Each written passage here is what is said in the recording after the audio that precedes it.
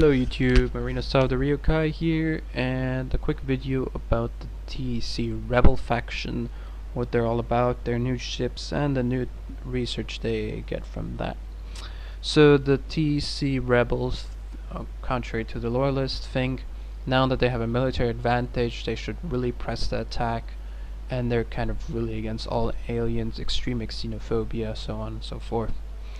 That ideology is very well represented in their Titan, the Ragnarok, this massive warship that can deal huge amounts of damage.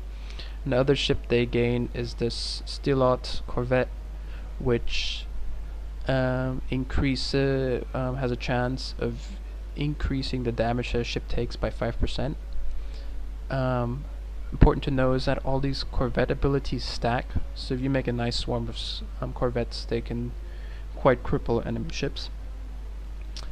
The research the rebels get is a lot inside the combat tree. For one thing, you got the Stealth corvette and Ragnarok prototypes you gain, but also you get refined emitters, which improve the damage of all laser weapons by another 5%. High order explosive, which increase the damage of all autocannons by 10%. Warhead splintering, which increases the damage of all missiles by 10%. So we already see here is all weapon damage is increased. In the defense tree we have nothing new. Further civilian tree we get pillage war chest, and so when you're bombarding an enemy planet you've got raiders on the planet stealing stuff, so you get credits from bombing planets. And further, if you're bombing a planet, all your ships and all your stations, everything gets a 15% rate of fire increase and 15% damage increase. So you can see it's already a lot of more damage, and go in and bomb the shred a lot of things. Lastly, what very interesting is in the diplomacy tree they have truce among rogues. That means you form peace with pirates and all neutral factions, so you won't get attacked by them anymore. I swear it's quite funny jumping into a gravity well with a huge pirate raid and you just fight along with them and they clean everything up for you, or they just fly past you. It's quite refreshing to see. Right. We've got extreme xenophobia, which increases your cultural resistance by 20%. Then pirate mercenaries, so interesting ability.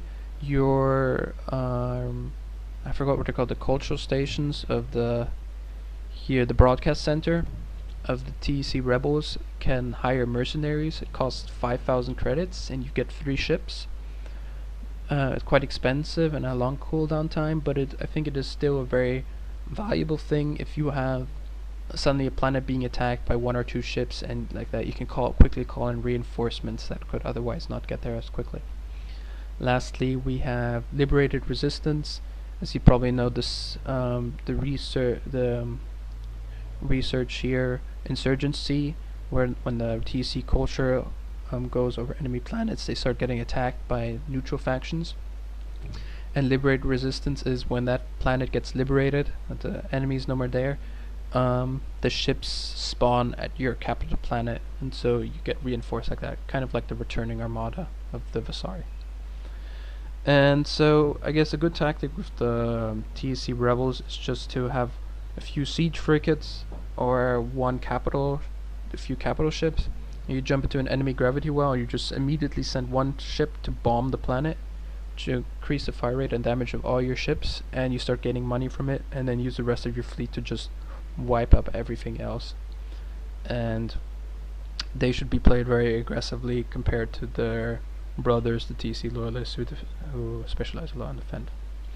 Well, so much for the rebels. Check out my channel for more videos of the Titans, the new Titans, the new capital ships, or look at the diplomacy system, and general info about all the other factions. See you there.